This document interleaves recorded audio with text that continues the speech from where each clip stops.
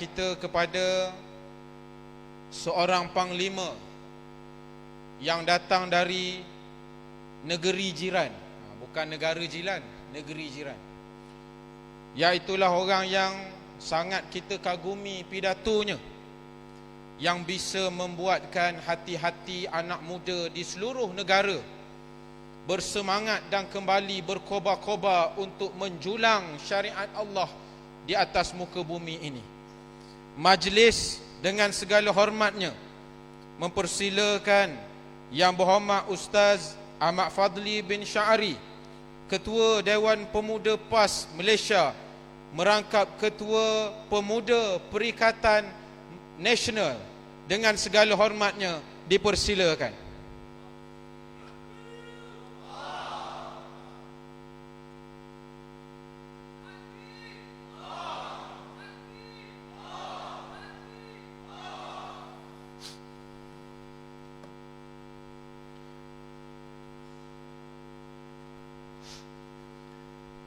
Bismillahirrahmanirrahim. Assalamualaikum warahmatullahi wabarakatuh. Alhamdulillahi rabbil alamin. Nahmaduhu wa nasta'inuhu wa nastahdihi wa nastaghfiruh. Wa na'udzu billahi min syururi anfusina wa min sayyiati a'malina. May yahdihillahu fala mudilla lahu wa may yudlil fala hadiya lahu. أشهد أن لا إله إلا الله وحده لا شريك له وأشهد أن محمدا عبده ورسوله. اللهم صل وسلم على هذا النبي الكريم إمام المتقين وقائد الدعاة المجاهدين وعلى آله وأصحابه أجمعين. قال الله سبحانه وتعالى في القرآن الكريم بعد أعوذ بالله من الشيطان الرجيم: اليوم أكملت لكم دينكم وأتممت عليكم نعمتي ورضيت لكم الإسلام دينا. صدق الله العظيم. Yang bermaksud, dan pada hari ini aku telah sempurnakan bagi kamu agama kamu, dan aku telah cukupkan nikmatku kepada kamu, dan aku telah redakan Islam itu untuk menjadi agama kamu. Terima kasih kepada pengerusi majlis kita pada malam ini, yang dihormati Yang Berhormat Tan Sri Datuk Seri Tuan Guru Haji Abdul Hadi bin Awang, Presiden Parti Islam se-Malaysia PAS, Yang Berhormat Kekanda saya Fadil Ustaz Hishamuddin bin Abdul Karim, Ketua Penerangan Badan Perhubungan PAS Negeri Terengganu, yang juga Ahli Majlis Syura Ulama PAS Pusat, Yang Berusaha Fadil Ustaz Muhammad Harun bin Esa, Ketua Dewan Pemuda PAS Negeri Terengganu, merangkap Ketua Pemuda Perikatan Nasional Negeri Terengganu, yang bahagia Saudara Ahmad Luqman bin Muhammad Dalizan, Ketua Armada Marang, yang mewakili Ketua Armada Negeri Terengganu, tetamu-tetamu yang hadir yang bahagia Ketua Dewan Ulama PAS Negeri Terengganu,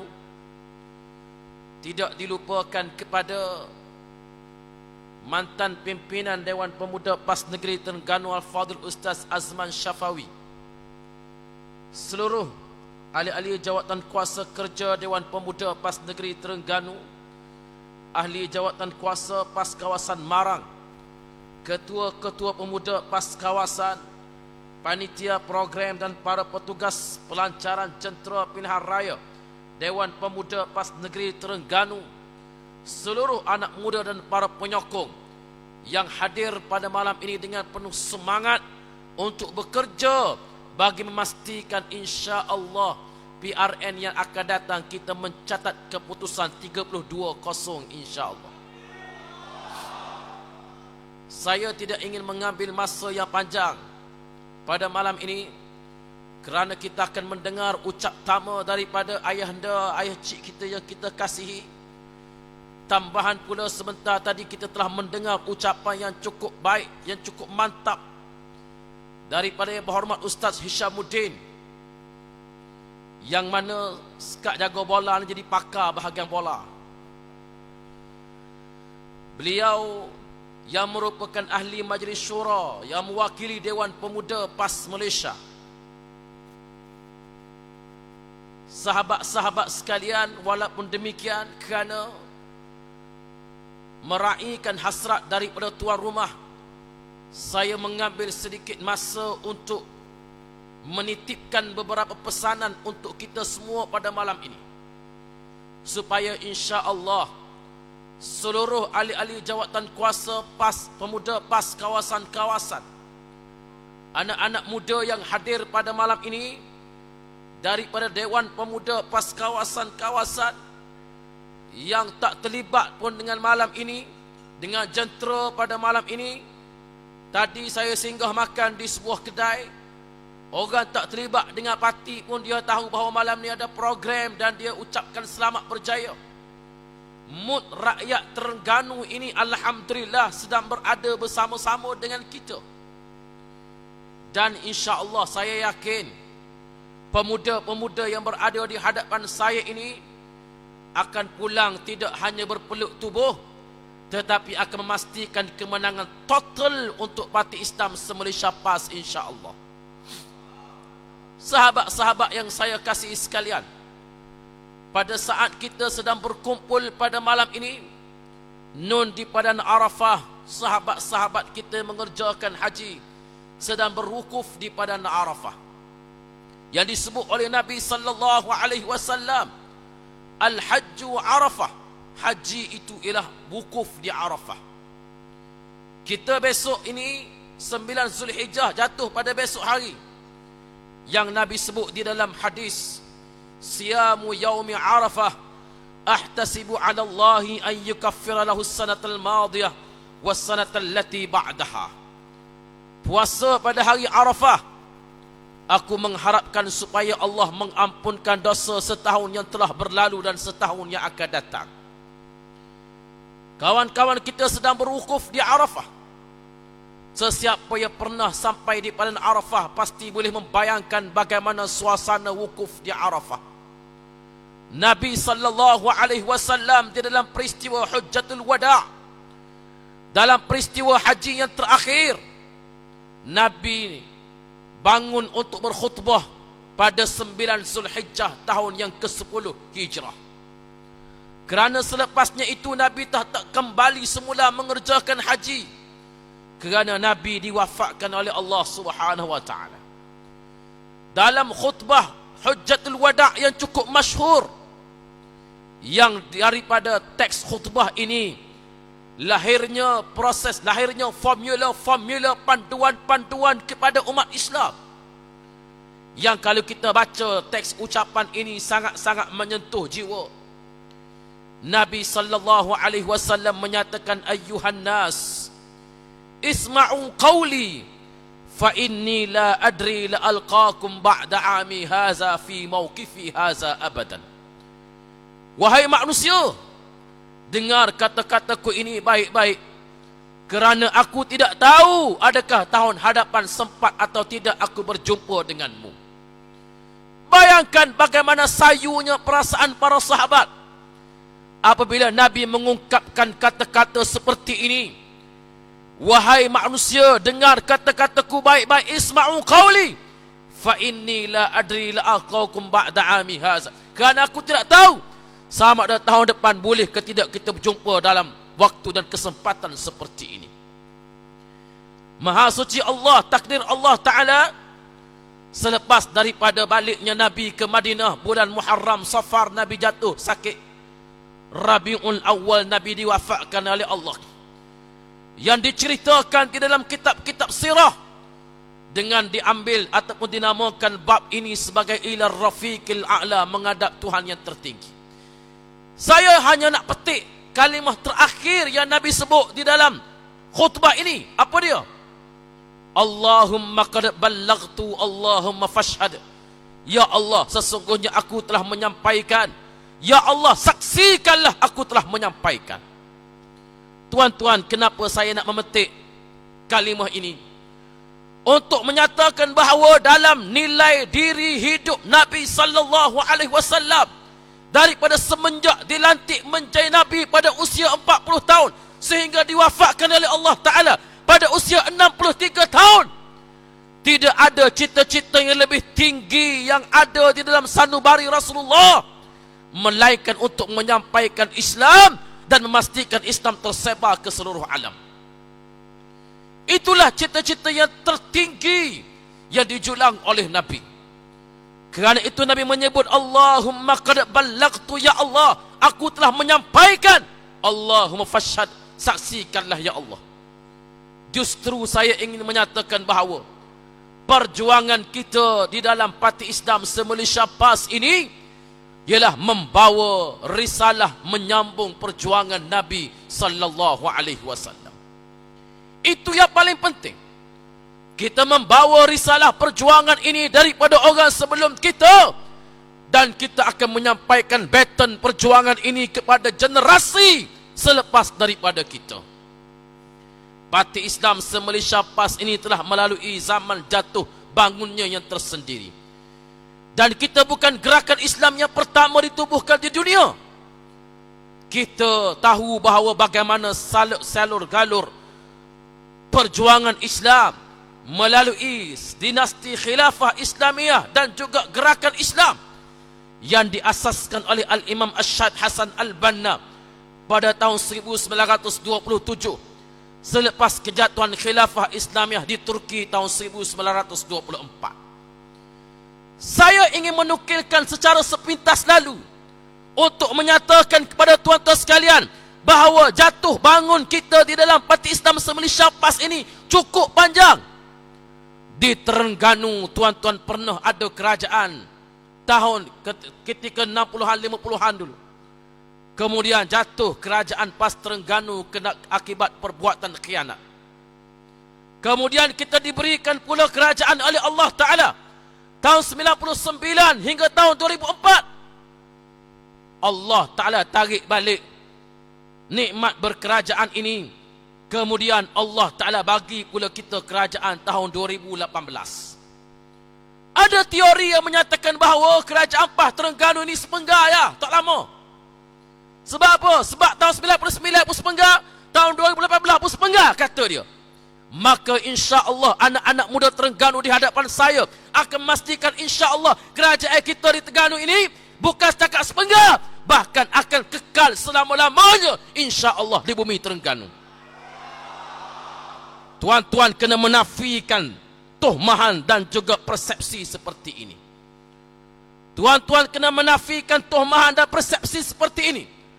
Kalau tahun 2018 kita telah menang dan membentuk kerajaan, tapi ada lagi beberapa kerusi jatuh kepada pihak lawan, maka insya-Allah tahun 2023 ini kita pastikan kita akan menang dan kita tidak akan tinggal pun walaupun satu kerusi pun insya-Allah kepada pihak lawan.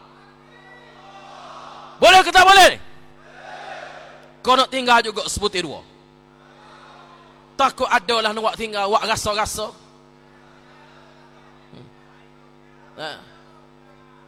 Tosohlah, tak payahlah, tak payah. Tak payahlah. Tak apalah, tak tinggal pun tak apa, tuan-tuan sekalian. Nak belajar bab UMNO Barisan Nasional, anak-anak kita boleh belek buku sejarah. Kita boleh rayak balik, tak apa.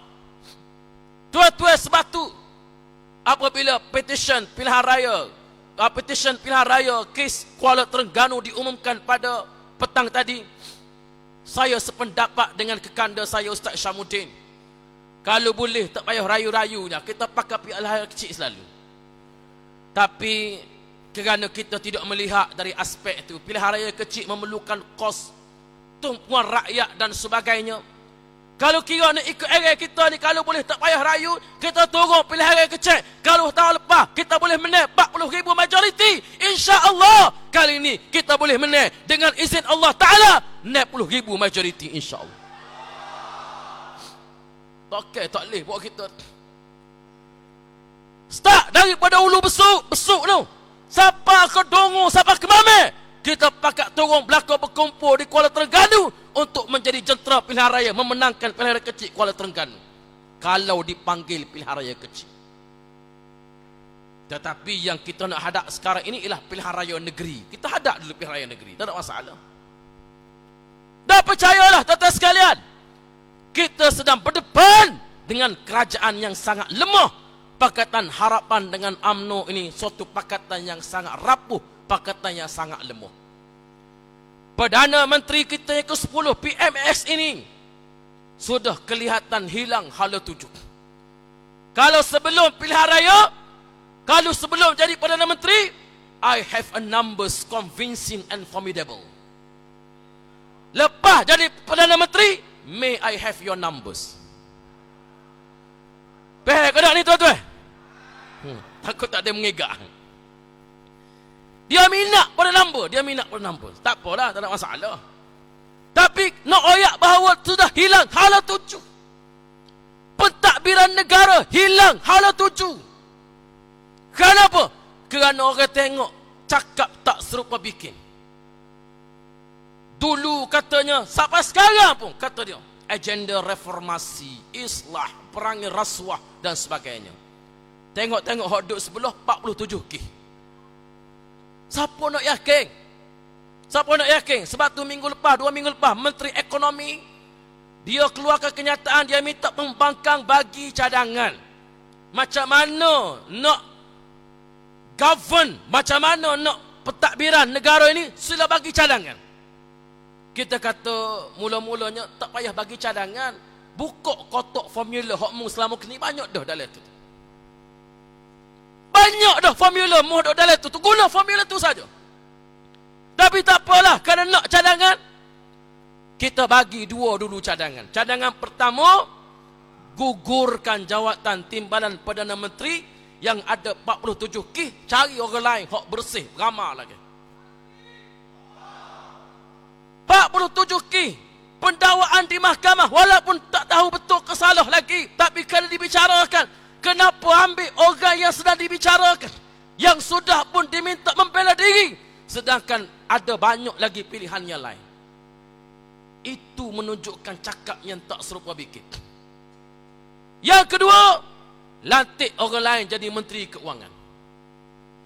Lantik orang lain jadi Menteri Keuangan. Sebab apa? Sebab tugas sebagai Perdana Menteri, dulu dia juga kata bahawa Perdana Menteri dengan Menteri Keuangan kena orang yang lain. Tiba-tiba sekarang dia sendiri pegang dua-dua. Bila kita tanya kenapa pegang dua-dua, alasannya ialah situasi sekarang ini adalah situasi luar biasa. Tak tahulah luar biasa tu lagu mananya. Situasinya luar biasa, kena pegang dua-dua, yang menyebabkan tak nak fokus. Sebab tu saya sebut dalam Dewan, bila Timbalan Menteri Keuangan umumkan bahawa ibu bapa yang mencarum ASPN sudah tidak boleh dapat pelepasan income tax. Siapa yang umum? Timbalan Menteri Keuangan yang umum. Duk tak lama Perdana Menteri pun U-turn balik. Perdana Menteri U-turn balik. Saya kata saya ucap tahniah kepada Perdana Menteri kerana telah membuat U-turn atas keputusan Menteri Keuangan. Semula pula lepas pada ni, Perdana Menteri kalau nak buat apa-apa, Menteri Keuangan nak apa-apa, kena bincang dengan Perdana Menteri terlebih dahulu. Tak tahulah dia faham ke tidak. Tuan-tuan, banyak kalau kita boleh cerita, tapi sebab suasana sekarang sudah, suasana negara sekarang berada dalam keadaan yang sangat kucak-kacir. Sebab itulah tuan-tuan baca dalam kenyataan akhbar 2 hari lepas, Perdana Menteri menyebut bahawa bila orang tanya dia kenapa ekonomi agak sukar untuk membangun, ringgit sukar untuk mengukuh cabaran yang sangat hebat, Perdana Menteri kata kerana sekarang ini pelabur takut nak masuk sebab timbul persepsi saya akan dijatuhkan bulan Ogos. Dia kata timbul persepsi dia akan dijatuhkan pada bulan Ogos. Kita tak tahu persepsi mari daripada mana, tapi alang-alang berpersepsi, lebih baik kita jadikan ia sebagai kenyataan. Setuju ke tak setuju? Daripada berpersepsi, daripada dia akan sebut persepsi, maka saya berasanya insya-Allah PMX ini ada chance untuk menjadi XPM sedikit masa lagi, insya-Allah. Tuan-tuan yang saya kasihi sekalian, Sebab itu kita kena kemaskan jentera kita. Walaupun tuan-tuan kata bahawa malam ini ataupun pilihan raya ini pilihan raya negeri, betul. Betul lah, kita ni pilihan raya negeri, nak pilih kerajaan negeri. Tetapi kalau kita berjaya pertahankan Kelantan, kita berjaya pertahankan Terengganu, kita berjaya pertahankan Kedah, Selangor, Negeri Sembilan kita boleh tawan. Pulau Pinang kita beri satu cabaran yang hebat. Percayalah tuan-tuan sekalian, hari ini keputusan PRN diumumkan, insya-Allah dalam masa 2 hari teraju di Putrajaya boleh berubah. Lagu mana tu kita serah pada Allah Ta'ala lah, lagu mana. Banyak cara nak boleh buat, tak ada masalah. Selangor tuan-tuan sekalian, ni Terengganu ni kita rasa biasa ya. Gelombang ini kita mungkin tak nampak. Dah nuak guana kalau kita lepas batu sebutir jatuh atas kepala orang pah. Kau guana. Lepas pula batu sebutir lagi jatuh atas kepala orang pah. Nak cari penyokong UMNO, jangan butir mata. Kau ada lagi kampung kita. Adalah kali seorang dua duduk nusu alik tiapi. Tak apalah tuan-tuan sekalian, ini nak pilih raya ni nyadalah awak naik dera dan sebagainya. Kalau kampung saya ni tuan-tuan sekalian di Pasir Mah hari tu, awak naik dera budak-budak pah, awak naik dera beracing. Allah. Tanya apa? Tahu boleh pitih tak? Boleh pitih di awak naik dera beracing, tapi hari ngundi nya pakoh kita, alhamdulillah. Jadi alik dera tak apalah, benarlah dera dia, muka dia pitih banyak, tak apa. Tapi tuan-tuan sekalian, saya nak minta tuan sekalian, atas asas pilihan raya kecil negeri Terengganu, pilihan raya competition Kuala Terengganu ini, kita ada asas untuk mengekori calon-calon pihak lawan selepas daripada ini. Ikut mereka, turut mereka, tengok molek, kalau ada sikit je sebarang huluran atau sebarang sumbangan dan sebagainya, minta rekod, insya-Allah kalau ada gapo-gapo kita buat aduan. Nak file petition payah dah, monggo dia tentu kalah dah insya-Allah. Nah, tapi kita buat aduan. Sebab apa? Sebab melihat kepada jalan pembicaraannya, kita ada satu definisi baru terhadap rasuah dan juga sogokan. Tuan-tuan sekalian, saya nak sebut bagaimana di Selangor pada hari ini, di Terengganu ni kita tak rasa sangat. Tapi di Selangor tuan-tuan sekalian, saya turun ke Paya Jaras, saya turun ke Gombak, saya turun ke Shah Alam. Dalam sesi-sesi talk kita, ceramah kita, selepas daripada keluarga UMNO mari jumpa, geng-geng UMNO ni, Barisan Nasional mari jumpa, kami tutup dah pejabat cawangan, tutup. Sebab itu saya yakin insya-Allah, saya optimis bahawa pilihan raya negeri pada kali ini, UMNO dan Barisan Nasional akan totally bungkus ikat tepi dalam pilihan raya negeri. Dia dapat kursi banyak di Kelantan, Terengganu, tak apa. Berkata harapan bagi kursi pada dia di Kelantan, Terengganu banyak. Tapi di Selangor mereka dapat sikit sangat berbanding dengan Pakatan Harapan. Sebab apa? Sebab di Kelantan, Terengganu ni, PAH yang menang, Perikatan Nasional yang menang, tempat-tempat yang mereka tak boleh menang, mereka bagi kepada UMNO, Barisan Nasional. Pakatan Harapan rasa boleh menang di Selangor, di Penang, mereka ambil sama mereka tak bagi kepada UMNO, Barisan Nasional. Akhirnya tuan-tuan sekalian, UMNO Barisan Nasional menjadi parti yang digadai oleh presidennya sendiri. Kalau siapa tengok cerita Piramli masa dia gadah orang tu, ting 5 dirham, itulah proses gadaian UMNO Barisan Nasional pada hari ini. Sebab itu bila seorang pemimpin UMNO daripada Johor, dia kata Perikatan Nasional duk kutip pemimpin-pemimpin UMNO. Semua yang dikutip oleh Perikatan Nasional itu ialah level-level pendekar musta dah belaka kata. Level-level pendekar musta. Dia tak tengok cerita Piramli bukan pendekar musta ni lah hotel para peropok di Buk Menambil. Kau mana ni? Jadi baik kita kutip pendekar musta daripada kita kutip Samsung tarik minyak hok duk meropok orang di Buk Menambil. Padahal dah terus kat tu. Yang penting tuan-tuan yang dirahmati Allah Subhanahu Wa Taala, terakhir sekali saya mahu supaya saya harapkan sangat-sangat, inilah dia perhimpunan pemuda yang mungkin di peringkat negeri yang terakhir sebelum pilihan raya negeri.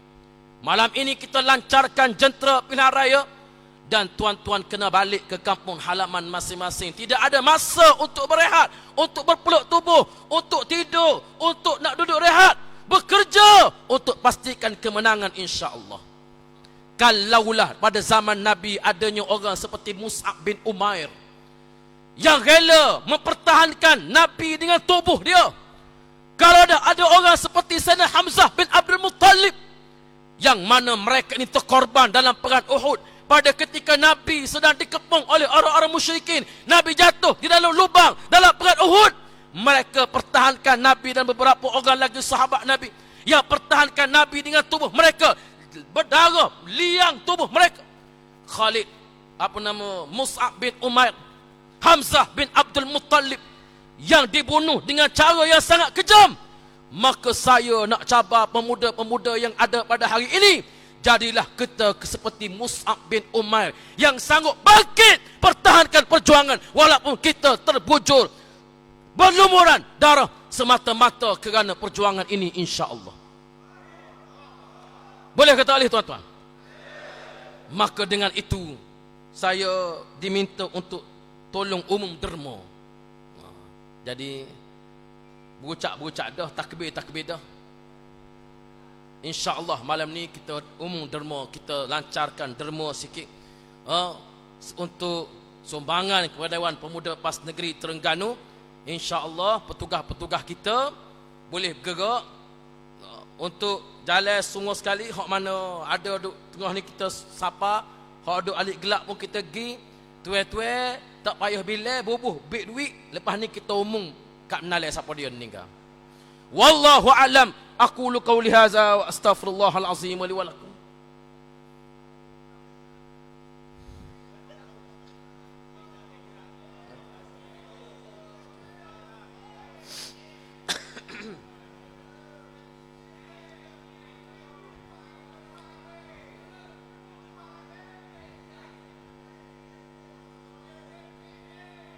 Kutip dulu. Tak apa, kutip dulu. Dia kereta api dia sampai stesen ni tak boleh dah. Dia tak boleh nak undur dah kereta api ni. Dia sapa dah stesen dia. Jadi insya-Allah dengan pelancaran derma tadi, saya mengharapkan supaya kita dapat bekerja untuk pilihan raya negeri ini dengan sebaik yang mungkin dan menatijahkan keputusan 32-0 insya-Allah. Wallahu alam. Siru ala barakatillah. Assalamualaikum warahmatullahi wabarakatuh. Takbir.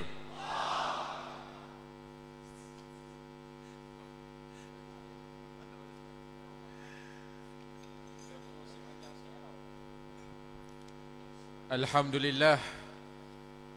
Terima kasih diucapkan kepada yang berbahagia, yang berhormat Ustaz Ahmad Fadli bin Syari, Ketua Dewan Pemuda PAS Malaysia, merangkap Ketua Pemuda Perikatan Malaysia, Perikatan Nasional Malaysia.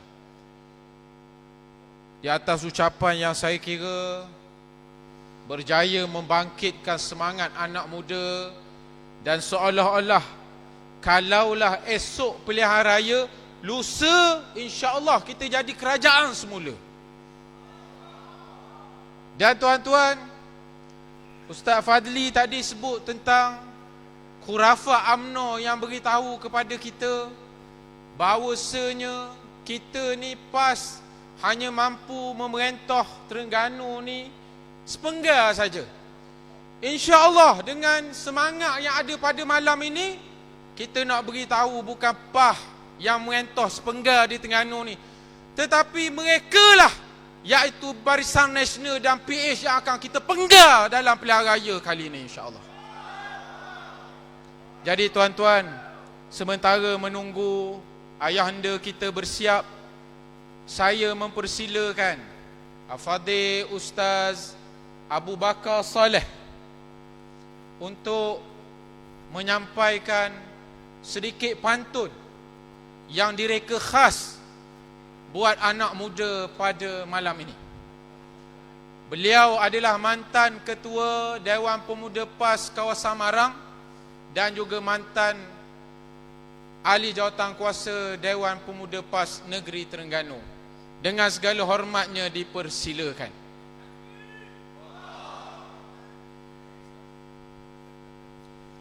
Assalamualaikum warahmatullahi wabarakatuh. Mana dia pemuda Kemaman? Mana pemuda Kemaman? Angkat tangan. Mana dia pemuda Kemaman?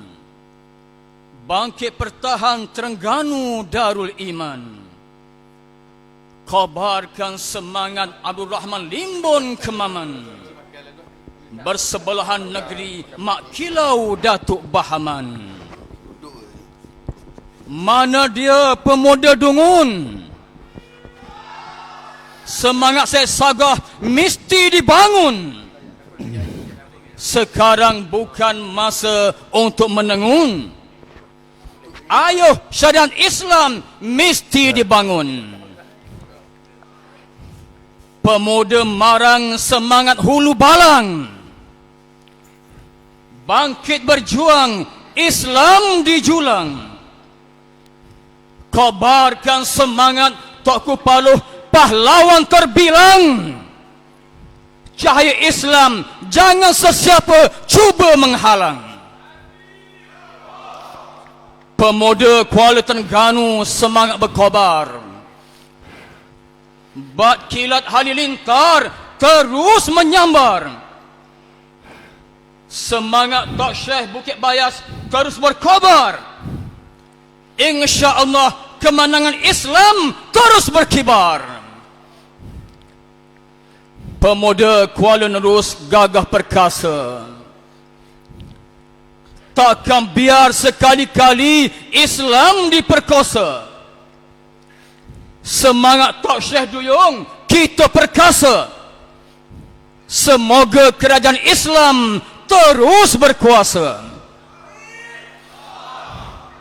Semangat pemuda Hulu Terengganu takkan patah.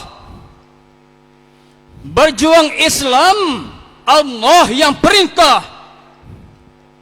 Datuk Ustaz Harun Taib pernah bertitah, membujur lalu melintang patah. Semangat pemuda setiu tinggi melangit. Harumnya perjuangan bukannya hangit. Gendang pilihan raya semakin sengit.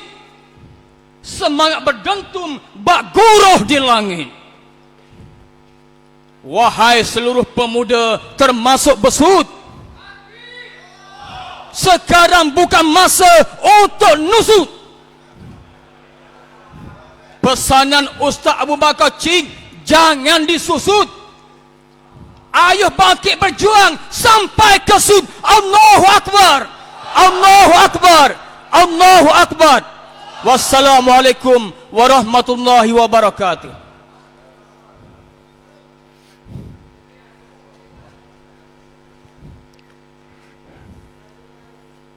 Alhamdulillah, terima kasih diucapkan kepada Yang Bahagia Ustaz Abu Bakar Saleh di atas bacaan pantun yang membakar semangat anak muda sebentar tadi.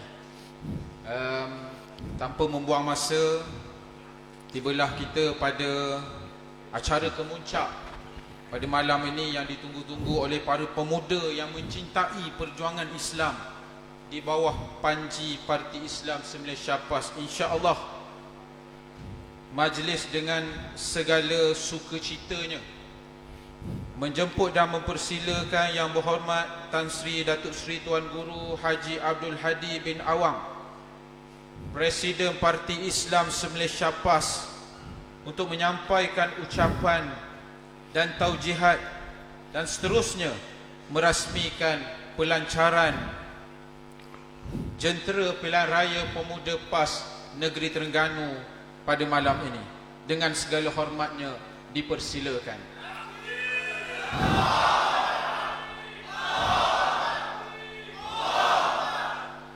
Assalamualaikum warahmatullahi wabarakatuh. Alhamdulillahi wahda, sadaqa wa'dah, wa nasara abdah, وعز جنده وهزم الأحزاب وحده. والصلاة والسلام على رسول الله وعلى آله وصحبه ومن تبعه ونصره ووالاه. أعوذ بالله من الشيطان الرجيم. إن ينصركم الله فلا غالب لكم وإن يخذلكم فمن ذا الذي ينصركم من بعده وعلى الله فليتوكل المؤمنون. Al-Imran ayat 160. Jika Allah menolong kamu, maka tak adalah sesiapa yang dapat mengalahkan kamu. Jika Allah membiarkan kamu, tidak memberi pertolongan, maka siapakah gerangan yang dapat menolong kamu selain dari Allah sesudah itu? Kerana itu, orang-orang yang beriman hendaklah bertawakal kepada Allah.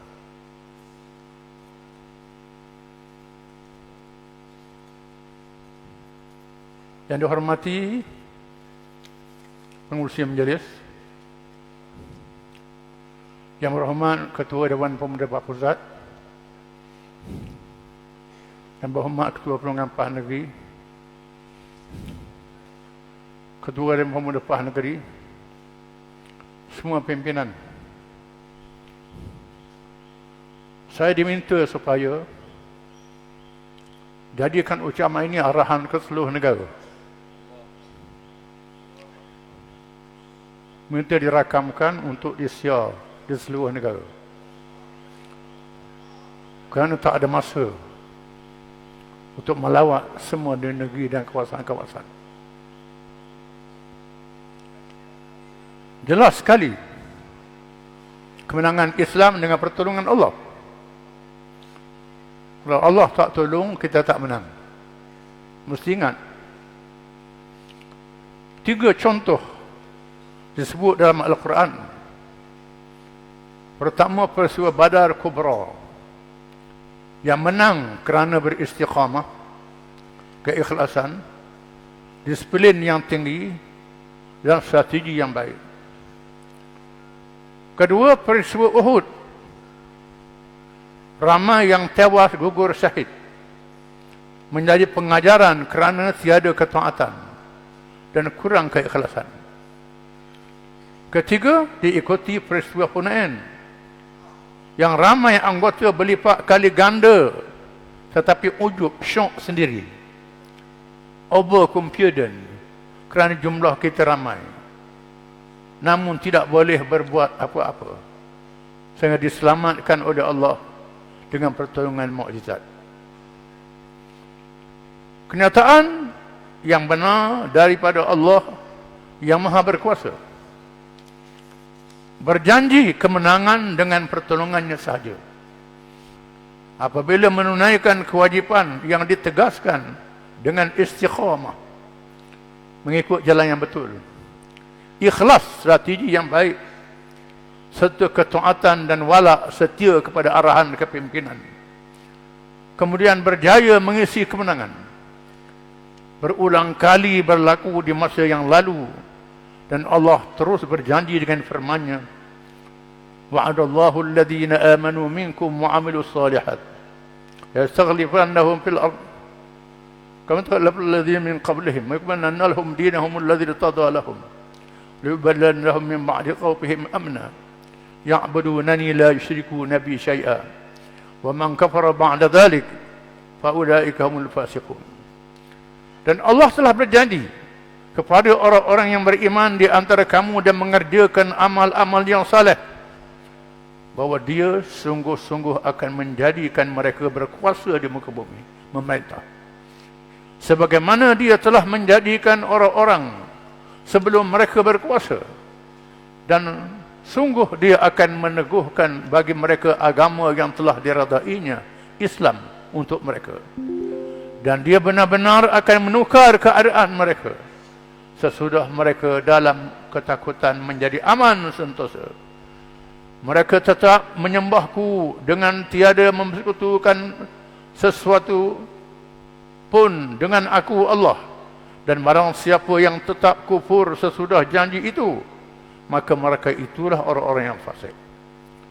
Kewajipannya ialah memenangkan Islam sehingga mengatasi segala yang lain, sama ada yang bernama agama atau ideologi. Islam mesti menang daripada yang lain. Firman Allah Ta'ala, "Huwallazi arsala rasulahu bil huda wa dinil haqq liyudhhirahu 'ala ad-din kullih walau karihal musyrikun." Dialah yang mengutus rasulnya dengan membawa petunjuk dan agama yang benar, Islam, agar dia memenangkannya di atas segala agama dan ajaran yang lain, meskipun orang-orang musyrikin membencinya. Tujuannya memenangkan Islam itu sehingga memerintah negara, menyambung perjuangan Rasulullah SAW yang diperintah Allah menyelamatkan seluruh manusia bersama Islam yang adil kepada semua, berwawasan dunia sehingga akhirat, bukan berwawasan di atas dunia saja. Rasulullah SAW beristiqamah tetap bersama Islam, menolak dengan tegas apabila ditawarkan menjadi raja atau pemimpin dengan sokongan harta kekayaan tanpa menegakkan Islam itu berdaulat.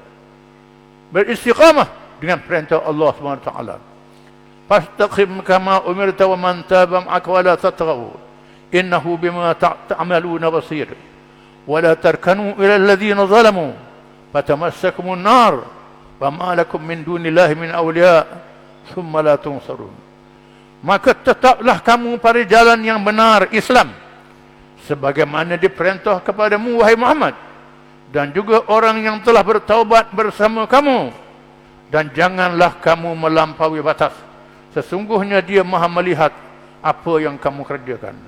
Dan janganlah kamu cenderung kepada orang-orang yang zalim, yang menyebabkan kamu disentuh oleh api neraka. Dan sekali-kali kamu tidak mempunyai seorang penolong selain dari Allah, kemudian kamu tidak akan diberi pertolongan. Perjuangan yang tidak tamat dengan kewafatan Nabi SAW diteruskan oleh kumpulan Islam yang dinyatakan ciri-ciri oleh beberapa ayat Al-Quran. Di antaranya firman Allah Ta'ala, "Wal takum minkum ummatun yad'una ila al-khair wa ya'muruna bil ma'ruf wa yanhauna 'anil munkar wa ulaika humul muflihun." Dan hendaklah ada di antara kamu golongan umat yang menyeru kepada kebajikan, menyuruh kepada yang ma'ruf, yang baik, dan mencegah dari yang mungkar. Mereka lah orang-orang yang mendapat kemenangan dan kejayaan dunia dan akhirat. Kebajikan itu ialah Islam yang sempurna sehingga berkuasa melaksanakan perintah amar ma'ruf dan nahi mungkar, berkuasa jadi kerajaan dalam negara masyarakat majmuk, kerana Islam itu wajib disampaikan kepada seluruh manusia di sepanjang zaman. Perjuangan menegakkan negara yang bersyarat dipimpin oleh Islam, mesti Islam memimpin, tak boleh bukan Islam memimpin. Rakyat bermasyarakat majmuk dengan pertolongan Allah bercirikan Islam yang sempurna. Inilah Islam yang datang ke Nusantara sehingga bertahan beberapa abad lamanya. Berlaku kejatuhan seluruh dunia selepas itu apabila petunjuk Islam diabaikan. Umat dan tanah air dijajah oleh musuh, namun ajarannya tetap dipelihara Allah. Ajaran Islam tidak boleh dihapuskan. Tetap ada kumpulan yang bersifat tersebut meneruskan perjuangan, termasuk umat Islam di rantau ini. Terus berjuang menentang penjajah sejak mula kejatuhan Melaka 1511. Tidak pernah menyerah kalah hingga mencapai kemerdekaan 1957 dengan cara yang dirancang oleh penjajah, meminggirkan Islam dan meninggalkan banyak masalah. Maka perjuangannya belum selesai. Sebenarnya telah ditubuh kumpulan Islam sejak tahun 1800 apabila ulama-ulama yang bermuzakarah di Makkah Al-Mukarramah hak dihimpun di Pulau Penyengat Riau. Mereka menyubuhkan jamaah Islam di Pulau Penyengat, jamaah Islam Nusantara. Kemudian di awal abad yang lalu ditubuhkan Partai Syarikat Islam. Syarikat Islam dihalang oleh British kemudian parti kebangsaan Melayu Melaya yang dikuasai oleh kumpulan Islam. Di dalamnya ada nasionalis dan ada sosialis. Islam memimpin, kemudian diharamkan. Hizbul Muslimin diharamkan. Tahun 51 ditubuhkan PAS. Itu sejarahnya. PAS bukan pemula. Dulunya sudah ada kumpulan Islam. Para pendukung Islam daripada kalangan ulama, umara dan ilmuwan berbagai lapangan bersama pemimpin masyarakat menubuhkan PAS 1951 bagi menyambung kumpulan Islam yang bercirikan perintah Allah tersebut di atas yang diharamkan oleh penjajah bertali arus. Allah menjanjikan kemenangan bersama keikhlasan niat kerana Allah kepada tujuan tersebut. Kalau tidak ada tujuannya menenangkan Islam sehingga memerintah, maka menyimpang daripada perjuangan Rasulullah SAW. Wajib mengatur strategi yang baik dan ketaatan kepada arahan kepimpinan. Firman Allah Ta'ala, innama waliyukumullahu wa rasuluhu walladzina amanu alladzina yuqimuna as-salah wa yu'tuna az-zakah wa hum raki'un wa man yattaqillaha wa rasulahu walladzina amanu fa inna hizballahi humul ghalibun. Al-Maidah 55 dan 56. Sesungguhnya wali kamu, pemimpin kamu hanyalah Allah, Rasulnya dan orang-orang yang beriman yang mendirikan salat dan menunaikan zakat seraya mereka tunduk kepada Allah. Dan barang siapa mengambil Allah, Rasulnya dan orang-orang yang beriman menjadi walinya, pemimpinnya, maka sesungguhnya pengikut agama Allah itulah yang pasti menang. Firman Allah Ta'ala, ya ayyuhalladzina amanu atii'u Allah wa atii'ur rasul wa ulil amri minkum fa in tanaza'tum fi shay'in farudduhu ila Allah war rasul in kuntum tu'minuna billahi wal yawmil akhir dzalika khairun wa ahsanu ta'wila. An-Nisa 59. Hai orang-orang yang beriman, taatilah Allah dan taatilah Rasulnya sallallahu alaihi wasallam dan ulil amri di antara kamu. Kemudian jika kamu berlainan pendapat tentang sesuatu, kembalikanlah ia kepada Allah Al-Quran dan Rasul Sunnahnya. Jika kamu benar-benar beriman kepada Allah dan hari akhirat, yang demikian itu lebih utama bagimu dan lebih baik akibatnya. Ketaatan kepada Allah dan Rasul secara mutlak, tiada pilihan, kerana firman Allah Ta'ala, wa ma kana mu'minin wa la mu'minah idza qada Allahu rasul amran an yakuna lahumul khiyaratu min amrihim wa man ya'si Allah wa rasulahu faqad dhalla dhalalan mubina. Al-Ahzab 36. Dan tidaklah patut bagi lelaki yang mukmin dan tidaklah patut bagi perempuan yang beriman apabila Allah dan Rasulnya telah menetapkan sesuatu ketetapan, akan ada bagi mereka pilihan yang lain tentang urusan mereka. Dan barang siapa yang mendurhakai Allah dan Rasulnya, maka sesungguhnya dia telah sesat yang nyata.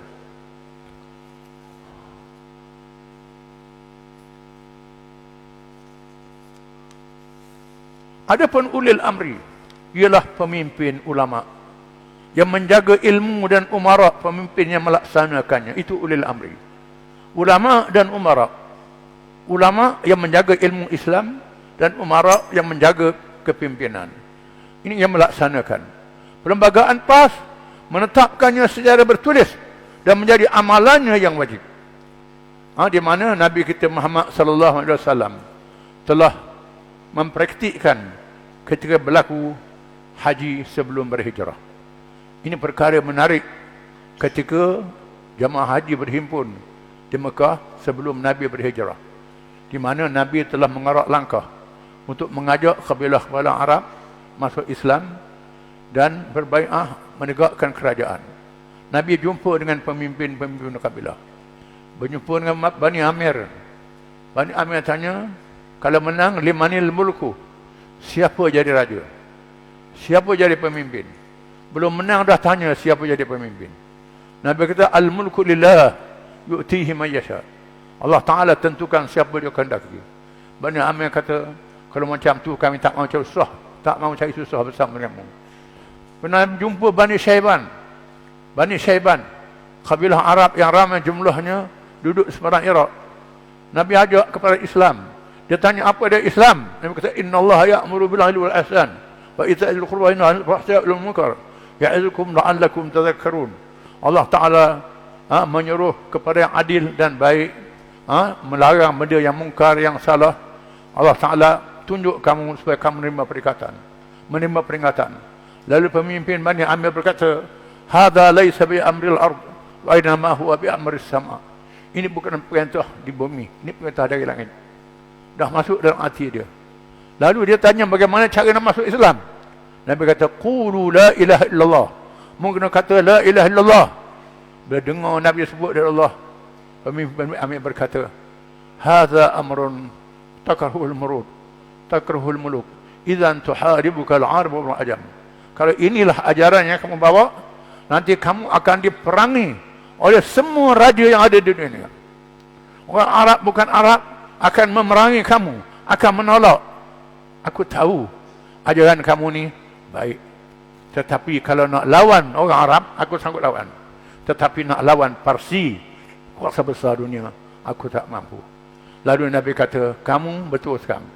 Bila kamu dengar kami menang, jumpa dengan kami. Nabi kata, ini Bani Syaiban. Kemudian Nabi jumpa dengan Aus dan Khazraj, dua kabilah yang datang dari Madinah menunaikan haji. Haji ini dibuat sejak zaman jahiliah. Jumpa dengan mereka. Aus Khazraj ini bertemu dengan orang Yahudi di Madinah. Yahudi ramai di Madinah. Yahudi menceritakan kelahiran Nabi akhir zaman. Bila Nabi sebut tentang Nabi akhir zaman, dialah orangnya. Lalu orang Madinah kata, inilah orangnya, jangan lepas peluang. Lalu mereka masuk Islam. Dan Nabi minta bai'ah dengan mereka. Minta bai'ah. Berhimpun di Mina, bertemu dengan Nabi. Dia tanya, ala ma nubayyuka ya Rasulullah. Bai'ah untuk apa? Bai'ah ni lah janji setia. Bai'ah ni dengan makna menjual diri untuk mempertahankan Islam. Baik dengan makna jual. Sanggup jual diri, harta, nyawa, mempertahankan Islam. Nabi kata, bay'uni ala as-sam'i wa at-ta'ata. At-ta'ati bin nasyati wal kasal. Wa ala nafaqati bil yusri wal amr. Wal amri bil ma'ruf wa nahyi 'anil munkar. Wa ala an taqumu fillahi wa la ta'khudhukum fillahi lawmata la'im. Wa ala an tansuruni idza qarimtu ilaykum kama tansuruna auladakum wa ahlikum falakumul jannah. Aku nak mu bai'ah dengan aku, taat perintah aku. Bila aku perintah, kamu taat. Sama ada kamu setuju, tak setuju, mesti taat. Ini payahnya. Taat ni payah. Ada benda yang kita tak setuju, kecuali nah Quran hadis itu mesti. Tapi perkara dunia, pimpinan Allah kena setuju. Taat ke? Taat. Setuju tak setuju. Dan sanggup berbelanja di masa senang dan susah. Sanggup menyuruh pada yang baik, mencegah kemungkaran. Sanggup bercakap benar walaupun dibenci oleh orang. Dan sanggup mempertahankan aku sebagaimana kamu mempertahankan anak isteri kamu. Allah janjikan syurga kepada kamu. Lalu orang Madinah, Aus dan Khazraj berbai'ah dengan Nabi. Ini berlaku di Mina selepas Arafah, musim haji. Mereka pun balik ke Madinah. Berlakulah hijrah yang terkenal itu. Ini peristiwa yang menarik di musim haji. Banyak kita terlepas pandang. Itu penting. Kemudian Islam menghalangi perjuangan yang dahsyat, diuji oleh Allah Ta'ala. Bukan dengan kemenangan percuma. Peristiwa Badar Kubra, Allah mengurniakan kemenangan dalam peristiwa Badar Kubra yang disebut oleh firman Allah Ta'ala, laqad nasarakumullahu bi badrin wa antum adillah fattaqullaha la'allakum tashkurun yataqulu lil mu'minina 'ala yakum ayumiddakum rabbukum bi 3,000 minal malaikati munzalin bala in tasbiru wa tattaqu wa ya'tukum min fawrihim hadha yumdidkum rabbukum bi 5,000 minal malaikati musawwimin wa ma ja'alallahu illa bushra lakum wa litatma'inna qulubukum bih wa ma an-nasru illa min 'indillahi al-'azizil hakim. Maksudnya, sesungguhnya Allah telah menolong kamu dalam peperangan Badar, padahal kamu adalah ketika itu orang yang lemah. Kerana itu bertawakal kepada Allah supaya kamu mensyukurinya. Ingatlah ketika kamu mengatakan kepada orang-orang mukmin, apakah tidak cukup bagi kamu Allah membantu kamu dengan 3,000 malaikat yang diturunkan dari langit? Ya, cukup jika kamu bersabar dan bersiap siaga, dan mereka datang menyerang kamu dengan seketika itu, juga nescaya Allah menolong kamu dengan 5,000 malaikat yang memakai tanda.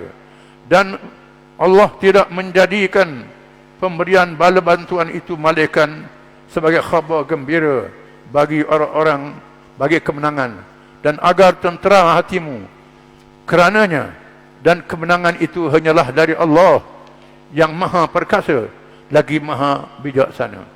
Perang Uhud berlaku kemenangan kerana walaupun jumlah orang Islam 313 orang, jumlah musuh 1000. Musuh lengkap dengan senjata, Nabi tak lengkap dengan senjata. Sahabat-sahabat yang senjata kayu pun ada, tak ada pedang. Baju besi pun tak ada, tapi besi pun tak ada, tak lengkap. Tetapi Nabi menyusun strategi yang baik, iaitulah menyusunkan saf, barisan tentera. Masa tu tentera ini tak kenal dengan adanya barisan. Nabi yang cipta dulu, buat barisan tentera, sentuh bau dengan bau, dan bertahan dengan perisai. Dengan perisai, tahan dengan perisai, sehingga orang musyrikin menyerang. Menyerang, kemudian bertahan dengan perisai. Setelah puas dia serang, Nabi itu arah serang, balas, serang balas, satu yang baik. Di mana orang musyrikin perang secara Red Indian, berterabur, tak ada strategi, tak ada apa, mereka kalah dalam perang itu. Ini perang Badar, perang yang sangat menarik. Jumlah orang Islam sikit, tapi boleh menang. Dan Nabi meletakkan strategi yang baik. Bila Nabi nak buat markas tentera, ada markas. Banyak pilihan raya lah ada markas. Perang pun ada markas. Nabi pilih markas di satu kawasan tinggi. Lalu sahabat kata, adakah Rasulullah pilih tempat ini wahyu daripada Allah ataupun pandangan peribadi? Lalu Nabi kata, ini pandangan peribadi. Sahabat kata, pada pandangan saya markas ni tak elok, kerana di hadapan kita ada 3 mata air. 3 mata air. Kalau kita buat markah di sini, musuh dapat air, kita dapat air. Kita mesti mara ke depan. Mara ke depan, buat markah di hadapan. Dan air di belakang kita. Kita dapat air, musuh tak ada bekalan air. Ini sekat bekalan. Ini strategi. Dan Nabi ikut arahan sahabat itu. Nabi doakan kebaikan untuk dia. Nabi juga bermesyuarat. Nabi bermesyuarat. Bukan walaupun dia terima wahyu, tak suruh Nabi bermesyuarat. Kita kena mesyuarat lah, atur strategi, dan semuanya taat pada Nabi, patuh pada arahan Nabi, tak undur, dan menang dalam perang Badar. Adapun dalam peristiwa Uhud, boleh berlaku kelemahan, tidak ikhlas, dan tidak taat kepada arahan. Firman Allah Ta'ala, laqad sadaqakumullahu wa'adahu tahsunnahum bi'idhnih hatta idza fashiltum wa tanaza'tum fil amr wa 'asaytum min ba'di ma arakum ma tuhibbun minkum man yuridu dunya wa minkum man yuridu al-akhirah wa minkum man yuridu al-akhirah wa laqad 'afa 'ankum wallahu dzu fadlin 'ala mu'minin. Dan sesungguhnya Allah telah memenuhi janjinya kepada kamu ketika kamu membunuh mereka dengan izinnya sampai pada saat kamu lemah dan berselisih dalam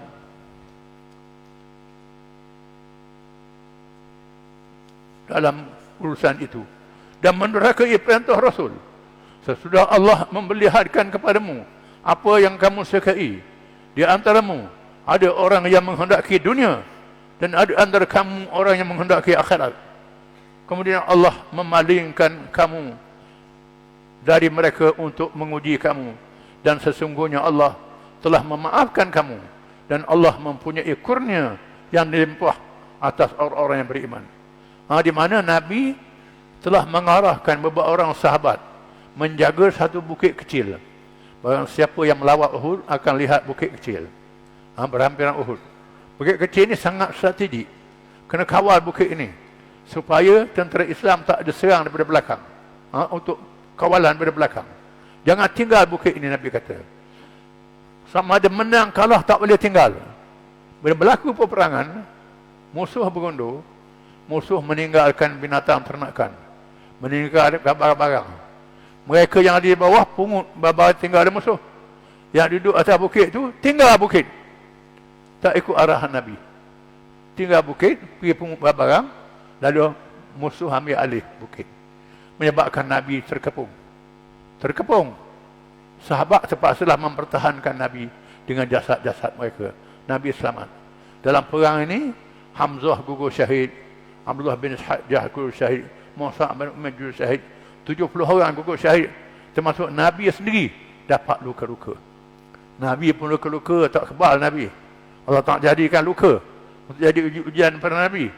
Allah Ta'ala uji. Kemudian Nabi atur strategi balik, undur di tepi bukit Uhud, buat serangan balah, musuh lari, selamat keadaan. Kemudian mereka tanya dalam ayat yang lain, walamma asabatkum musibatun qad asabtum mithlaiha qultum anna hadha qul huwa min 'indi anfusikum innallaha 'ala kulli syai'in qadir wa ma asabakum yawmal taqal jam'ani fa bi idznillah wa liya'lamal mu'minin. Dan mengapa ketika kamu ditimpa musibah pada peperangan Uhud, padahal kamu telah menimpakan kekalahan 2 kali lipat kepada musuh-musuhmu? Pada peperangan Badar, kamu berkata, di mana datangnya kekalahan ini? Mengapa jadi begini? Mengapa jadi begini? Kita tawar sebab musuh boleh serang kita. Katakanlah itu dari kesalahan dirimu sendiri. Itu kesalahan kamu sendiri. Tinggal arahan Nabi. Ini sebabnya. Sesungguhnya Allah Maha Kuasa atas segala sesuatu. Dan apa yang menimpa kamu pada hari bertemunya 2 pasukan, maka kekalahan itu adalah dengan izin takdir Allah, dan agar Allah mengetahui siapa orang yang beriman dan siapa orang munafik. Mereka dibiarkan apabila tidak taat kepada arahan dan mengejar harta yang ditinggalkan oleh musuh. Ini boleh berlaku dalam parti. Arahan parti kita tak ikut. Parti suruh jaga, suruh kawal, kita tak kawal. Duduk makan bubur kacang, makan uti, duduk kupur situ, tak buat kerja. Itu semua. Itu tak ikut arahan. Jadi orang Islam diuji oleh Allah Ta'ala. Banyak ujian dalam Quran. Firman Allah Ta'ala, Alif Lam Mim, Hasiban nasu an yutraku an yaqulu amanna wa hum la yuftanun. Wa laqad fatanna alladhina min qablihim. Fala ya'lamanna Allahu alladhina sadaqu wa la ya'lamanna al-kadhibin. Alif Lam Mim. Apakah manusia mengira bahawa mereka dibiarkan sahaja mengatakan kami telah beriman, sedang mereka tidak diuji lagi? Dan sesungguhnya kami telah menguji orang-orang yang sebelum mereka. Maka sesungguhnya Allah mengetahui orang-orang yang benar, dan sesungguhnya Dia mengetahui orang-orang yang dusta. Diuji. Kemudian Allah Ta'ala lakukan peristiwa Hunain. Peristiwa Hunain. Ini perpaduan sangat penting. Kita kena sedar, taat. Perpaduan sangat penting. Wa atii'u Allah wa rasulahu wa la tanaza'u fatafshalu wa tadhhab rihukum wasbiru innallaha ma'as sabirin.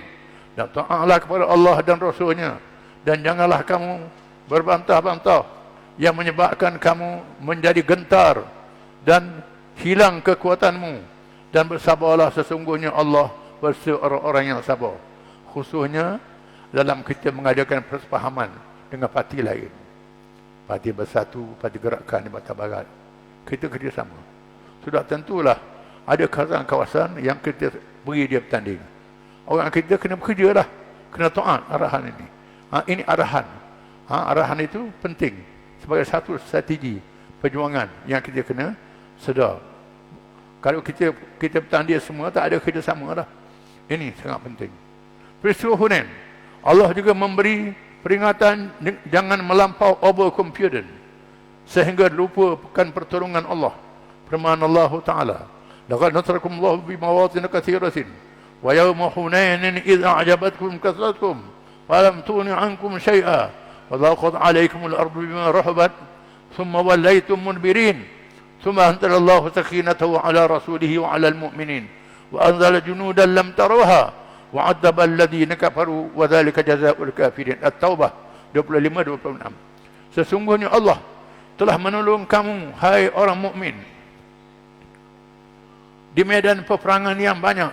Dan ingatlah peperangan Hunain, yaitu waktu kamu menjadi kagum kerana banyaknya jumlahmu, maka jumlah yang banyak itu tidak memberi manfaat kepadamu sedikit pun. Dan bumi yang luas itu telah terasa sempit olehmu. Kemudian kamu lari ke belakang dengan bercerai-berai. Kemudian Allah menurunkan ketenangan kepada Rasulnya dan kepada orang-orang yang beriman. Dan Allah menurunkan bala tentera yang kamu tidak dapat melihatnya. Dan Allah menimpakan bencana kepada orang-orang yang kafir. Dan demikianlah pembalasan kepada orang-orang yang kafir. Peristiwa berlaku selepas Fathu Makkah menjadikan jumlah berlipat kali ganda sehingga berasa megah, tidak mungkin dikalahkan. Lalu Allah mentarbiahkan mereka dengan kepungan musuh yang dahsyat supaya jangan lupakan Allah. Berlaku perang Hunain lepas Fathu Makkah. Yang datang ke Mekah 10,000, campur dengan yang baru masuk Islam ramai lagi puluh-puluh ribu. Sudah ramai masuk Islam. Lalu mereka cakap besar, lan nughlaba ba'da al-yawm, kita tak boleh dikalah lagi selepas ini. Dari jumlah kita dah puluh-puluh ribu. Cakap besar, ujub, overconfident. Ini sangat bahaya dalam perjuangan Islam. Lalu mereka menggerakkan tentera untuk menentang musuh di Hunain. Sampai di Hunain, musuh bersembunyi di celah-celah bukit. Lalu ambush, dilancar serangan mengejut, menyebabkan mereka lintang pokok lari. Daripada 10,000 itu, tinggal Nabi dengan 100 orang sahabat saja yang tak lari. Nabi tak lari, Bakar, Umar tak lari, Sayyidina Ali tak lari. Banyak sahabat Abbas tak lari. 100 orang lebih, ada kata 80 orang yang tak lari. Yang lain lari habis. Akhirnya berlaku mukjizat. Allah Ta'ala turun. Nabi turun daripada baral dia. Nabi tu ambil tanah, genggam, Nabi lontar. Syahatil wujuh, syahatil wujuh. Nabi lontar, menyebabkan pasir-pasir masuk dalam mata orang-orang musyrikin. Lalu mereka berhenti memanah dan tentera Islam pergi menawan mereka. Menawan harta mereka. Berlaku pertolongan mukjizat. Al-Quran adalah petunjuk mukjizat yang kekal berpanjangan sampai bila-bila, masa dan di mana sahaja.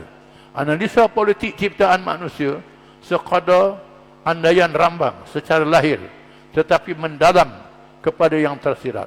Tanpa mendalam yang tersirat, kita kena ada kajian kita sendiri. Kita kena kedal.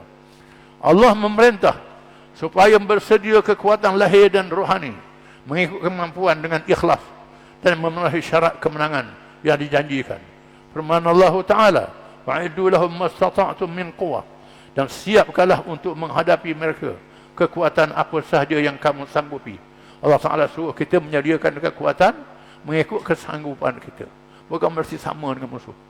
Kerana musuh lebih kaya daripada kita. Musuh lebih ramai daripada kita, lebih banyak daripada kita. Tetapi ikut kemampuan kita dengan ikhlas, lepas itu datangnya pertolongan Allah. Itu persediaan lahir. Yang batin pula firman Allah Ta'ala, ya ayyuhalladzina amanu sabiru wasabiru warabitu wattaqullaha la'allakum tuflihun. Hai orang-orang yang beriman, bersabarlah kamu dan kuatkanlah kesabaranmu. Bersabar menghadapi kita sama-sama kita, dan kuat kesabaran menghadapi musuh. Dan tetaplah bersiap siaga di mana kamu ditugaskan. Di mana kita ditugaskan di bekalan, tugaskan, tunaikan tugas kita. Bertawakal kepada Allah supaya kamu berjaya. Disimpulkan syarat kemenangan kepada persediaan lahir sekadar kemampuan dan kekuatan rohani beriman, sabar menghadapi cabaran dalaman, sabar menghadapi musuh, ribat bertugas di mana sahaja diletakkan, dan bertakwa kepada Allah. Pesanan Khalifah Umar radhiyallahu an bersama bin Abi Waqqas radhiyallahu an supaya bertakwa kepada Allah sepanjang masa. Kerana kemenangan dengan pertolongan Allah apabila musuh banyak mengerjakan maksiat. Kalau kita juga buat maksiat, maka Allah tidak memberi pertolongan. Sedang jumlah musuh itu lebih besar dan hartanya lebih banyak, dan kumpulan bersamanya lebih ramai, dan kumpulan bersamanya lebih ramai. Rasulullah bersabda, sabda Nabi, khairus sahabati arba'ah, wa khairus saraya arba'umiyah, wa khairul juyushi arba'atu alaf, wa lan yughdaba 12,000 min qillah. Sebaik-baik bersahabat 4 orang, Nabi kata. Kalau kita berjalan, sebaik-baiknya 4 orang. Sebuah kereta lah, driver duduk sebelah, belakang 2 orang. Ini Nabi pesan. Kalau berjalan 4 orang. Sebaik-baik pasukan 400. Sebaik-baik tentera 4,000. Tidak boleh dikalah kalau jumlah 12,000 dengan sebab jumlah itu. Menunjukkan kalau jumlah kita 12,000, lengkap, iman kuat, keyakinan, ikhlas, boleh menang. 12,000 saja. Sekarang ahli PAS lebih 1 juta. Daripada 1 juta ni tak boleh nak ambil 12,000. Cari kekuatan kita. Ini sangat penting. Kenapa mempunyai 1 juta ahli? Allah Ta'ala telah membersihkan bala tentera Talut bersama Nabi Daud alaihissalam yang jumlah 80,000 dengan ujian sebatang sungai. Disebut dalam surah Al-Baqarah. Sehingga tinggal 4,000 sahaja. Firman Allah Ta'ala, "Falamma fasala Talut bil junud, qala inna Allaha mubtaliikum binahar. Faman shariba minhu falaysa minni, wa man lam yabta' anhu fa innahu minni. Ila man yatarabbu bi yadihi fasharibu minhu illa qalilan minhum. Falamma jawazahu walladhina amanu ma'ahu qalu la taghatal yawma bi Jalut wa junudihi. Qalladhina yadhunnuna annahum mulaqullah. Kam min fi'atin ghalaba fi'atan katsiratan bi idznillah. Wallahu ma'as sabirin. Walamma barazu li Jalut wa junudihi qalu rabbana afrigh 'alaina sabra wa thabbit aqdamana wa ansurna 'alal qawmil kafirin. Fahazamuhum bi idznillah. Faqatala Daud Jalut wa atahu Allah al-mulka wal hikmah wa 'allamhu mimma yasha.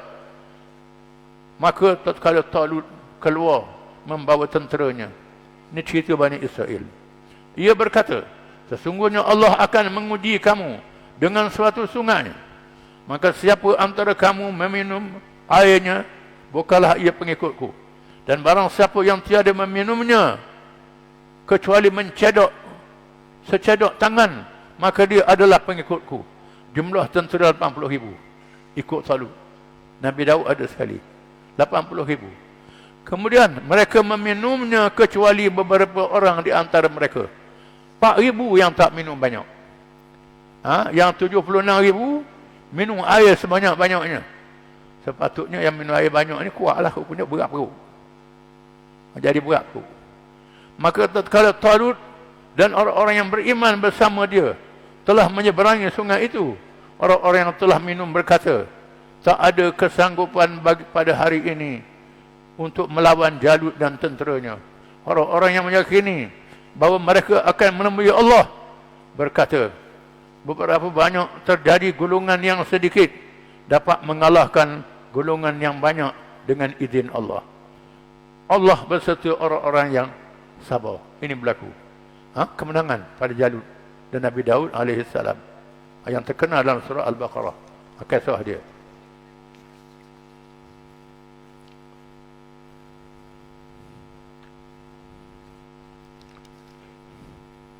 Para pemimpin PAS telah memilih pendekatan demokrasi kerana mengutamakan perdamaian, kerana hadir SAW.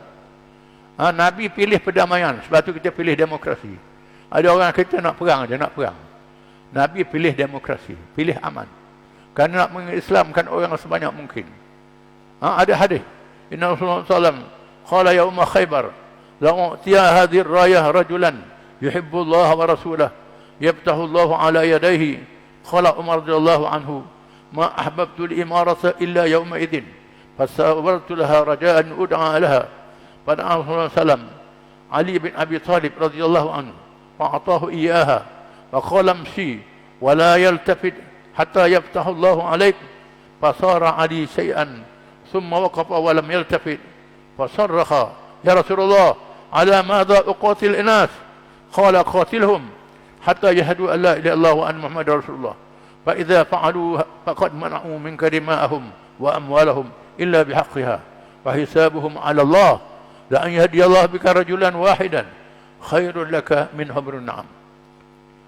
Hadis menceritakan pada masa perang Khaybar, Nabi bersabda pada sahabat dia, besok aku nak suruh bendera kepada seorang sahabat yang Allah dan Rasul kasih pada dia pagi esok. Sayyidina Umar kata, aku tak pernah nak minta jawatan, tapi hari itu aku nak jawatan. Aku bergawar. Aku tunjuk janji Nabi nampak aku, pilih aku. Tiba-tiba Nabi sebut Ali.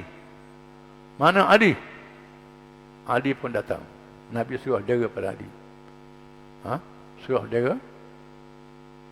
Nabi kata, mara berjuang, jangan undur. Kata Nabi, jangan undur. Mara berjuang, jangan undur. Ali berdiri tegak, tidak berpaling seraya berkata, saya perangi mereka, apa tujuannya? Rasulullah bersabda, jangan gopoh apabila sampai di medan ajak mereka masuk Islam, bersyahadah dan beritahu kewajipan yang mesti ditunaikan. Sesungguhnya kejayaanmu menjadi seseorang itu mendapat hidayah lebih mahal daripada kenderaan yang termahal harganya. Kejayaan kita kepin orang terima Islam, pahala sangat besar. Tapi kalau bunuh dia, habislah. Habis itulah. Oleh sebab itu Nabi suruh damai, ajak orang kepada Islam. Rasulullah SAW menjadi teladan melaksanakan firman Allah Ta'ala, Udu ila sabili rabbika bil hikmati wal mau'izatil hasanah wajadilhum billati ahsan inna rabbaka wa'alim biman dhalla an sabilihi wa wa'alim bil muhtadin wa in aqabtum fa'aqibu mithla ma aqabtum bih wa la in sabartum la huwa khairul sabirin wasbir ma sabruka illa billah wa la tahzan alaihim wa la taku fi dayqin mimma yamkurun inna Allah ma'al ladzina ittaqaw wal ladzina hum muhsinun. Seru manusia ke jalan Tuhanmu dengan bijak, hikmah, pelajaran yang baik. Bantah mereka dengan hujah yang baik. Sesungguhnya Tuhanmu dialah yang lebih mengetahui tentang siapa yang sesat jalannya, dan dialah yang lebih mengetahui orang-orang yang mendapat petunjuk. Dan jika kamu memberikan balasan kepada mereka, balaslah dengan balasan yang sama, dengan siksaan yang ditimpakan kepadamu. Akan tetapi, jika kamu bersabar, sesungguhnya itulah yang lebih baik bagi orang-orang yang sabar. Bersabarlah hai Muhammad, dan tidaklah kesabaranmu itu malaikan dengan pertolongan Allah.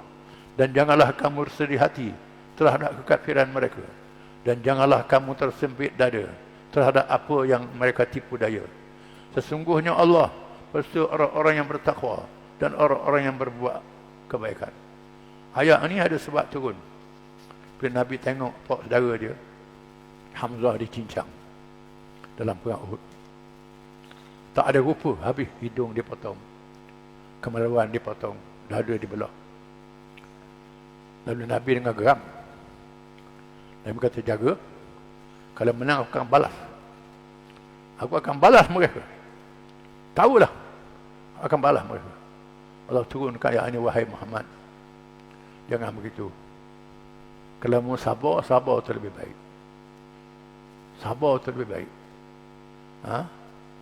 Allah Ta'ala bersama orang yang sabar. Pahala sangat besar. Itu satu ayat.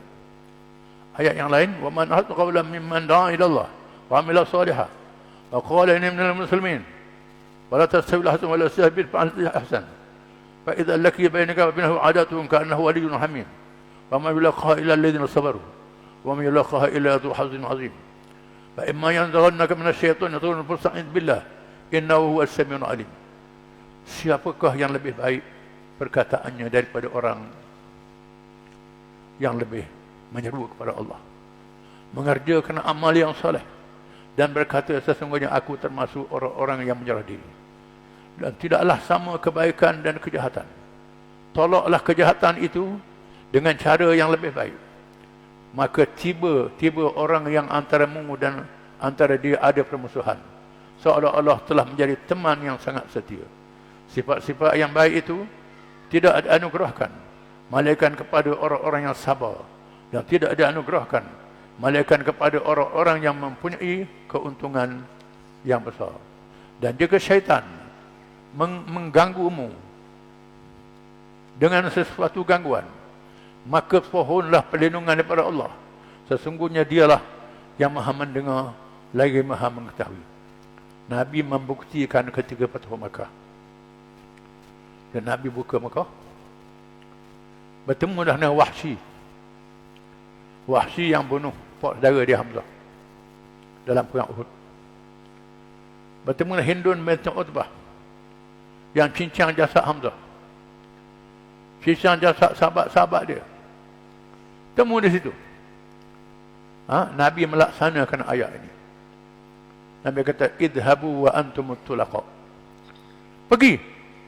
Kamu semua dibebaskan. Diampunkan semuanya, dibebaskan. Macam mana orang bunuh puak saudara, bunuh sahabat, bunuh anak beranak, diampunkan. Kerana melihat pahala yang sangat besar dijanjikan oleh Allah. Kalau kita sabar, pahala besar. Tuhan kata, kalau ada bisikan syaitan, berlindung dengan Allah daripada syaitan.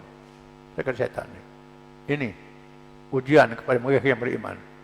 Kita ada juga peristiwa Mamali, orang sebut kat saya. Mamali dia bunuh orang kita, ISA orang kita, macam-macam. Kita nak ikut contoh Nabi ke? Contoh siapa dia? Kan ikut contoh Nabi lah. Dan contoh ini ialah untuk mewujudkan perpaduan ummah. Menarik orang kepada bersatu bersama dengan Islam. Ini caranya.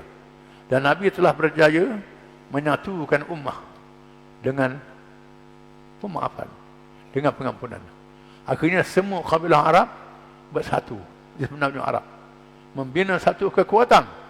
Lepas tu jadi kuasa besar menakluk dunia seluruhnya. Ini sangat hebat. Jadi kita sekarang ni kita ajak perpaduan Melayu. Jadi hal-hal yang berlaku tu kita kena sabar, gangguan syaitan kena minta tolong Allah, jauh daripada syaitan. Kerana tujuan kita nak dapat pahala, nak satukan orang Islam. Ini sangat penting. Ini satu ujian yang dahsyat kepada iman kita. Ujian yang dahsyat kepada iman kita. Sama ada kita nak ikut syaitan atau nak ikut arahan Allah.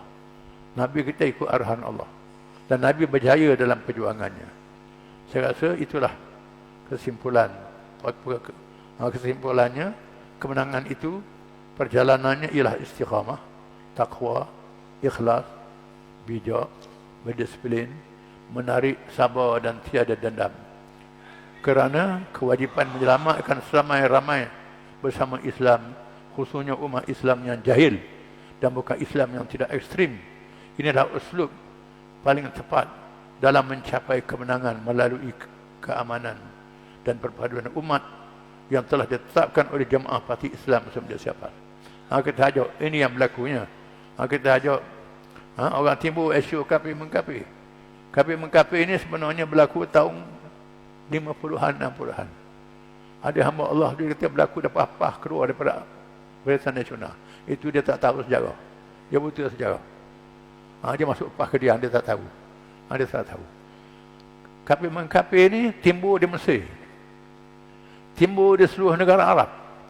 Timbul zaman Sayyidina Ali, puak-puak Khawarij. Mudah mengkafirkan orang. Puak-puak Khawarij ini. Sikit-sikit kafir. Kerana jahil. Orang tanya Sayyidina Ali, manhum? Aku farun haula.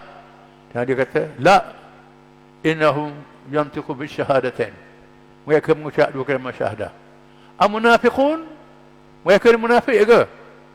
Sayyidina Ali kata, innahum yuqimuna as-salah wal munafiqun la yuqimuna as-salah. Ini puak-puak ni. Mengkafirkan, buat maksiat jadi kafir. Tapi semayang gaji. Ini masalahnya. Dah, manhum? Siapa mereka? Sayyidina Ali kata, haula'i ikhwanuna uqtuluhum muqbilin wa turkuhum mudbirin. Perangi mereka. Kalau dia sanggup dengan senjata kat kita, lawan. Kalau dia undur, biarkan dia lari. Sayyidina Ali kata. Ini perkataan. Jadi, kita berlaku isu kafir mengkafir ini seluruh dunia Islam. Sebabnya, kerana yang pertama, orang Islam yang liberal. Yang kedua, orang Islam yang ekstrim. Yang berliberal ini menghina hukum Islam. Hukum hudud zalim. Hukum Islamnya zalim. Laksanakan Islam jadi huru-hara. Kerana jahil. Tak tahu. Duk ngaji. Dia ngaji bab semayang, bab puasa, bab zikir. Bab-bab hudud ni dia tak mengaji. Ini kejahilan dia. Ini berlaku. Jadi yang keduanya ialah puak-puak yang tasaddud. Ekstrim. Kas. Cakap ini jadi kafir.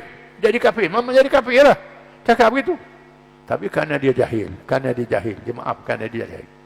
Tanggungjawab kita ialah selamatkan mereka daripada kejahilan. Lalu kita tulis buku Batah-Batah Iman dan Kufur. Lalu Mari kita masuk dalam Kerajaan Barisan Nasional, Jabatan Perdana Menteri, tulis buku Mustika Hadis jilid yang pertama. Dalam buku ni disebut perkara yang merosakkan iman. Merosakkan iman. Banyak sangat. Hina hukum Islam, tak boleh. Tapi kerana jahil, sebut. Mustika Hadis ada sebut. Mustika Hadis pun. Mustika Hadis ni, di mukadimah dia sayang oleh Tuan Razak. Dia sayang oleh Tuan Mahathir. Mahathir pun sayang juga buku tu. Dia tahu ke tak? Tahu, Allahu'alam. Ada di Jabatan Perdana Menteri yang keluar tu. Ini kerana kejahilan. Kemudian kita terpaksalah selesaikan masalah. Datuk Asri minta saya tulis batas-batas iman dan kufur. Lalu saya tulis Muqaddimah Aqidah Muslimin, batas-batas iman dan kufur, dan kita bincang dengan orang kita. Bincang-bincang dengan orang kita. Alhamdulillah, menghina Islam tak ada. Senyap. Politik suku, agama suku, tak cakap dah. Ini perubahan berlaku. Berlaku perubahan. Ini kerana kejahilan. Ini pendekatan yang kita ambil. Hasan Hudaybi berkata, nahnu du'atun la qudah. Kita adalah pendakwah membetulkan orang, bukan hakim yang menjatuhkan hukuman. Tindakan kita ialah menyelamatkan orang yang terpesong kerana jahil. Kerana jahil dia. Selamatkan daripada jahil. Ini sangat penting. Kita berjaya selamatkan mereka jahil. Dan ini kita lihat sendiri, orang-orang UMNO pun banyak masuk kita. Sokong kita. Cakap politik suku, agama suku kuat pada kita lagi. Huntam. Sekularisme ni kuat pada kita lagi. Ini dah faham, dah mula. Inilah pendekatan dakwah yang kita ambil. Dengan sebab itu, jangan gapuh. Kerana kita nak menang pilihan raya ni, nak banyak orang undi kita. Kalau orang kita je undi kita, tak menang sampai bila-bila. Kena boleh tarik orang UMNO, tarik orang atas pagar, tarik orang tak ada parti supaya faham apa dia Islam. Ini sangat penting.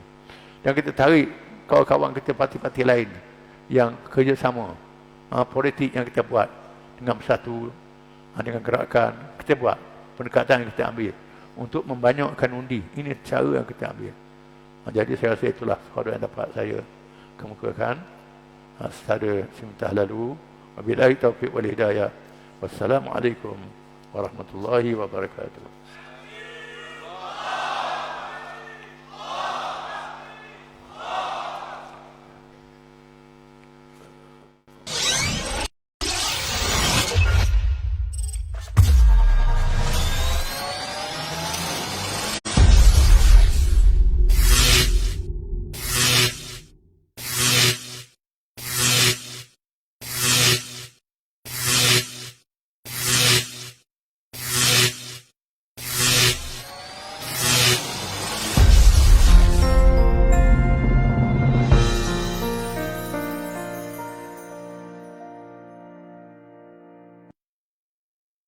Catat sejarah himpunan pemuda Islam Terengganu paling ramai di negeri Terengganu, insya-Allah.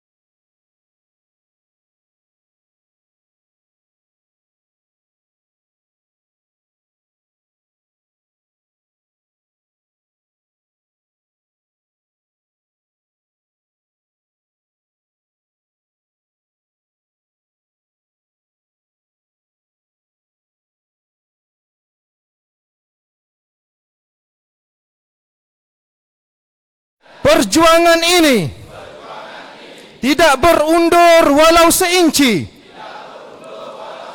tidak bermusuhan sesama sendiri, bekerja dengan istiqamah seikhlas hati. Kami juga bertekad di PRU 15 negeri ini untuk mempertahankan kemenangan di 22 DON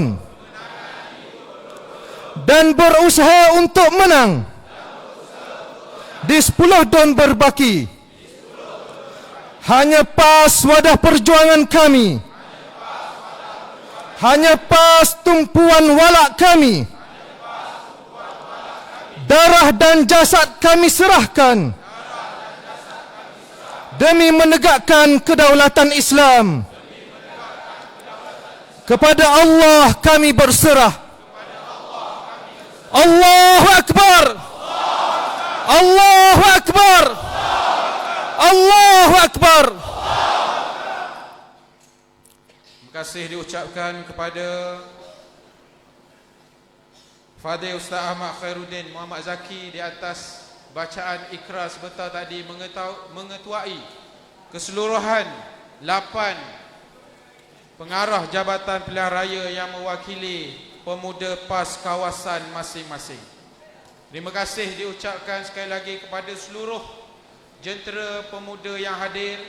Saya kira dengan berakhirnya gimik pelancaran dengan bacaan ikrar sebentar tadi, maka begitulah juga berakhirnya majlis pelancaran jentera pilihan raya pemuda PAS Negeri Terengganu pada malam ini.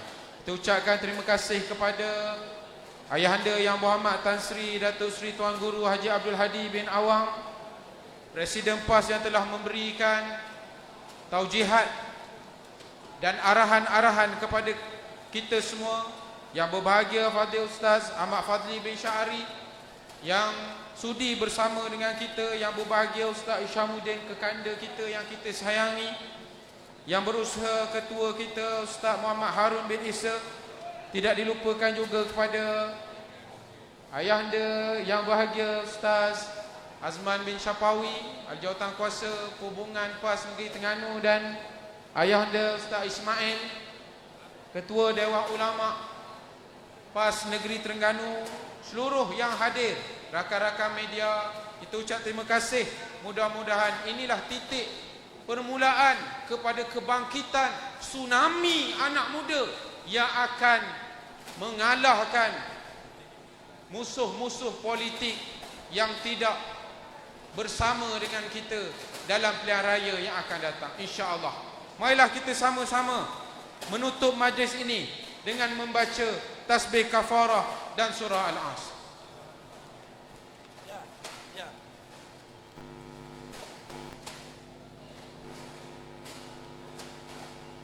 Takbir! Takbir! Takbir!